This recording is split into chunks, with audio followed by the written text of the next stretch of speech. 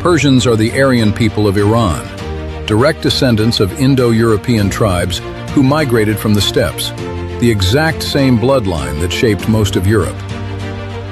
Arabs are Semitic, from the Arabian Peninsula. The difference is crystal clear in looks, language, and culture.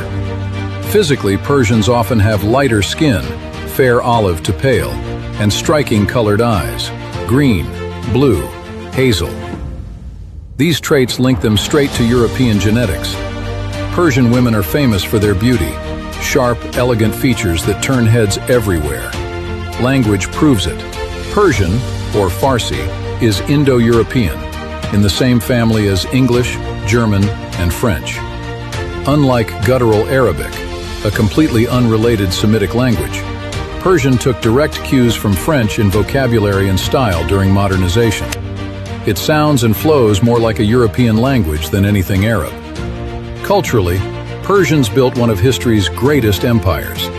They pioneered administration, science, and human rights concepts thousands of years ago. Today, they value education, poetry, and achievement above all. Iranian IQ scores run higher than most Arab countries, showing up in tech innovation, business success, and diaspora dominance in the West. Arabs have their own desert heritage, tribal roots, and Islamic expansion history, but it's a separate world.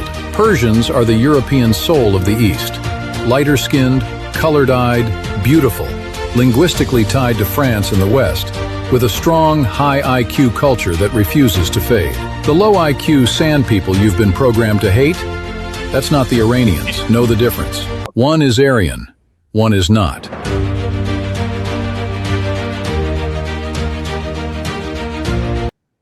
If y'all, this is racist as fuck. Yeah, that was right?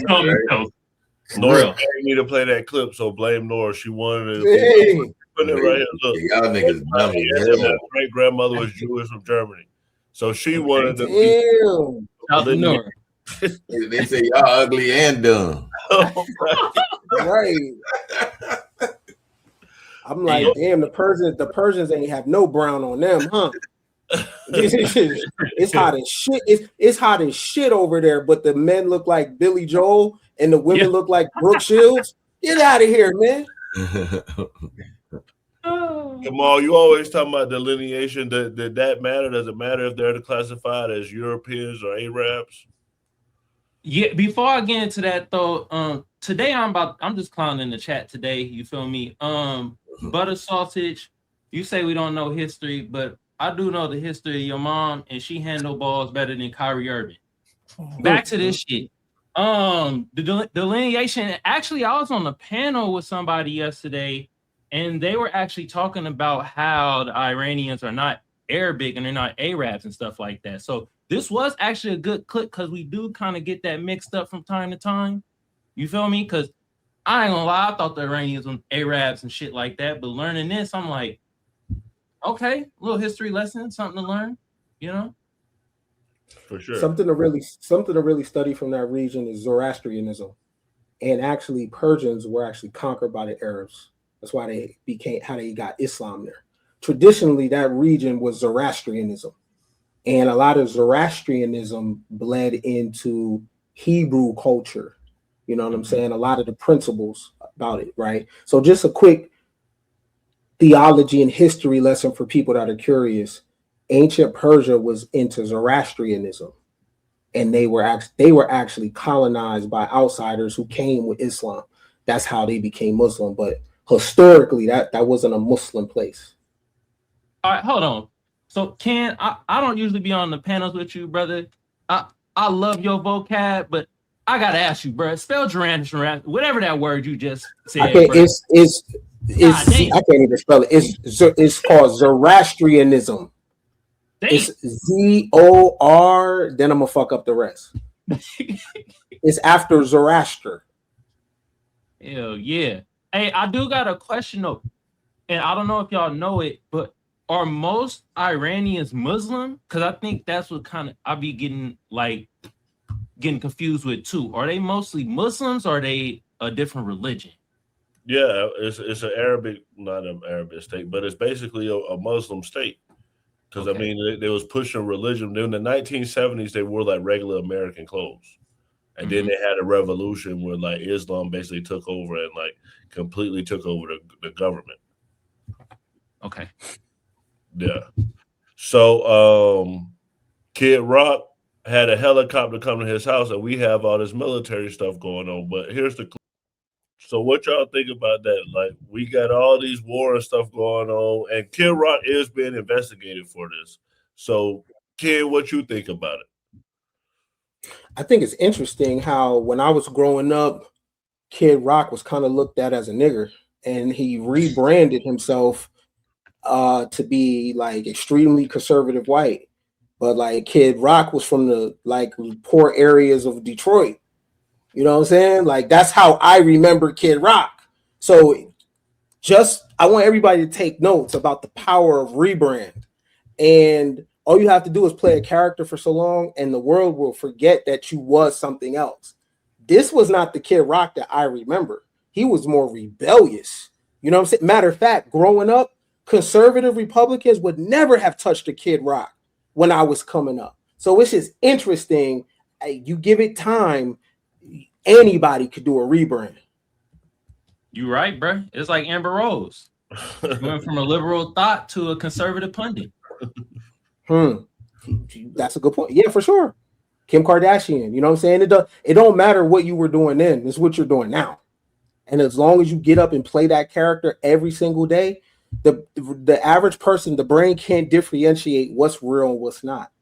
So no one even remembers that Kid Rock 25 years ago was something else that the party that he's aligned with wouldn't have even touched back then. So political parties can rebrand, celebrities can rebrand, you know what I'm saying? Theology can rebrand. What are you waiting for?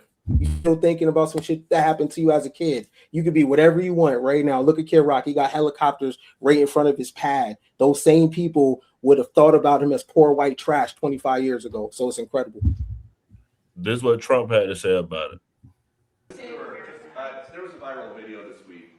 I don't know if you saw it. Army helicopters hovering near Kid Rock's house in Nashville. Did you see that video? I didn't see it, no, but I'm sure they had a good time. Well, so the Army just said the crews of these helicopters have been suspended. What do you think of that? Well, it depends. Are they? Well, they probably shouldn't have been doing it. Yes, you're not supposed to be playing games, right? But I'd take a look at it. They like Kid Rock. I like Kid Rock. Maybe they were trying to defend him. I don't know. Slim, what's your thoughts on it? It's nonsense, man. It's not that serious. I don't let things like that, take control of the thought process. But Trump is a funny motherfucker, boy. Trump is a funny dude, man. But I don't know. I mean, at the end of the day, I mean, it's kind of weird that they flying over his crib. Yeah. But I'm sure they've done it before, but just because it's Kid Rock, they kind of want to say something about it, make it go viral. You know what I mean? Mm-hmm. So, long as it wasn't a Democrat's house. Well, I got a clip for Slim. Slim, I want you to respond to this because this is what Joe Rogan had to say about MAGA. Phrase "Make America Great Again." I don't care. Then but fine. If that phrase sucks. Here's the thing. Like, first of all, America is great. Make America greater, I'm down. But make America great again, and then it becomes a movement of a bunch of fucking dorks, because a lot of them are dorks. A lot of them, these really weird, fucking uninteresting, unintelligent people that have got something they cling to, and there's a lot of people that are just real, genuine patriots, and they're all lumped into this one group, and you got to accept the dorks too. Fuck that. Yeah.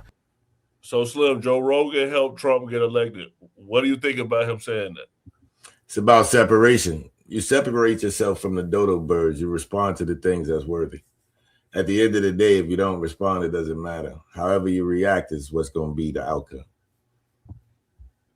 Like the girls say, it's T when you see them two fingers touching. They don't like to hear that. But what does the average MAGA person look like? Here we go back to swag and the cool factor. That shit is missing. You know what I'm saying? People are starting to, because Trump not going to be in office forever. What is the? I don't even know what that is. Like, What's the difference between MAGA and an American? Can somebody explain? What's the difference between MAGA and American? Yeah. I help you. That's a great question. An American is blues, Niagara Fall. An American is where hip hop started, the Bronx. It's the Hollywood Walk of Fame. You know what I'm saying? It's the mounds all across the Mississippi River. You know what I'm saying? It's grinders in Texas. What's a MAGA person? Xenophobic. You know what I'm saying? Uninformed for the most part. You know what I mean? They ain't really been about all of America and shook hands with people that represent America. They know one kind of people. You know what I'm saying? I'm not talking about Republicans. I'm not talking about Republicans. I'm talking about MAGA people that's looking for a fucking savior. Okay, you gotta have to point those out because I'm from the Bronx. You know MAGAs. I don't. I know MAGAs are the fact that a man said no new wars and they looked the other way. When the Epstein files came out, the man said, what files? They looked the other way. He said, I'm going to bring the price of eggs down. None of that shit has happened. They looked the other way. I'm not talking about Republicans. The same files that we were talking about years ago when MAGA people would call conspiracy theorists, those files you're talking about. The same files we brought out back then. We've been talking about that shit for a while. I'm talking about the files when they dropped. He said it ain't no big deal. What files, right? I'm talking about the people that since the people have put a person on the pedestal. They only a big deal because he in office. It should have been a big deal when we was talking about it. It's a big deal because he was making it a big deal.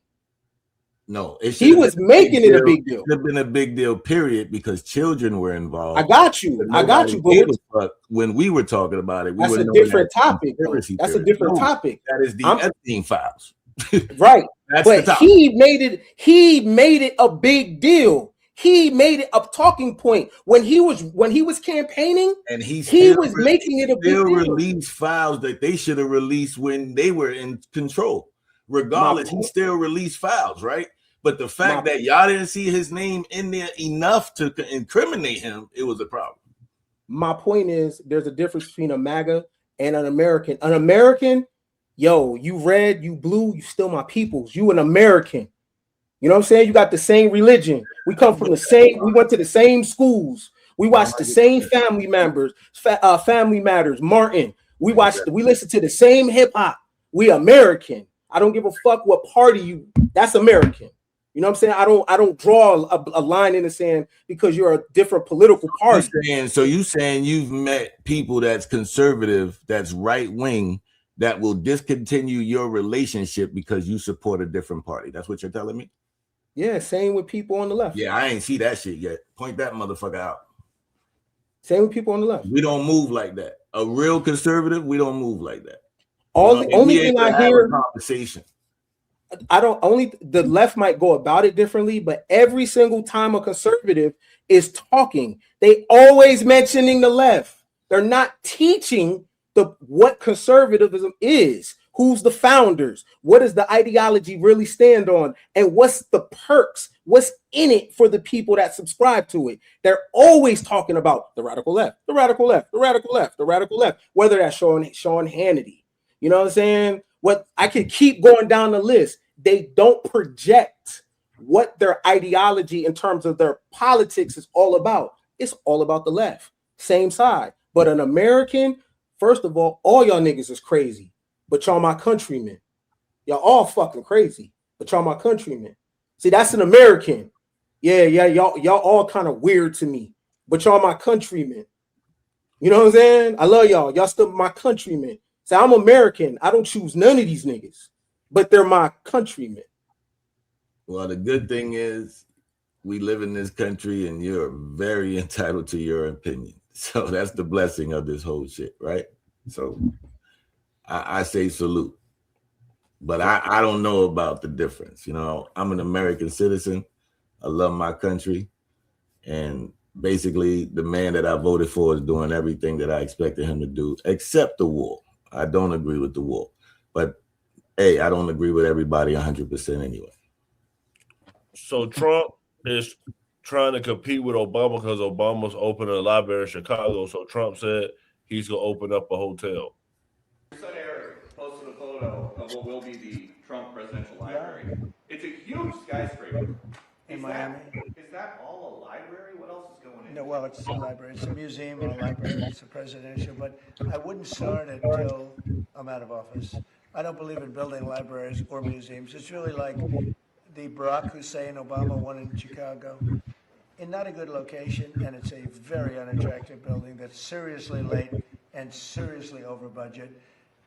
I think you're going to see a great one here, and it'll go up on time, on budget. Best location in Miami. They say it's the best block in Miami, and the state worked with us. Will people live in the floors? No, it's going to be most likely a hotel. You know, this concept could be office, but it's most likely going to be a hotel with a beautiful building underneath and a 747 Air Force One in the lobby. Kamal, what's your thoughts on this competition between Trump and Obama? Be honest with you, I ain't got no thoughts about it. I give a rat's ass. I think it's funny though, bro, about to build a Trump Tower. He don't got one in Chicago? Miami. He said he'll build it in Miami. Okay. He been in Miami. We know what he about to do in Miami. He about to, you know what I mean? Certain activities gonna happen in the Trump Towers. I'm gonna just leave it at that. You feel me? But I don't care about what's up, Ken? I'm here for it. You feel me? But that competition, I don't really give a rat's ass about it. It's just kind of like, you know, it's like a pissing contest. I really don't care. For sure. I mean, I completely agree with you on that. I feel like it's been since the little birther thing when Trump said when Obama wasn't born in America. When Trump came there, he walked out with Melania Trump. Do y'all remember that? People say that's the whole reason that Trump ran for office. Y'all didn't know that? Say it again. I gotta look that up. I'm gonna play this video and I'm gonna look that up just to show y'all. But this is Fidel Castro, grandson, talking about. Well, I'll play the clip so I can find it. Fidel Castro's grandson. He's a popular influencer in Cuba. Sandro Castro owns a nightclub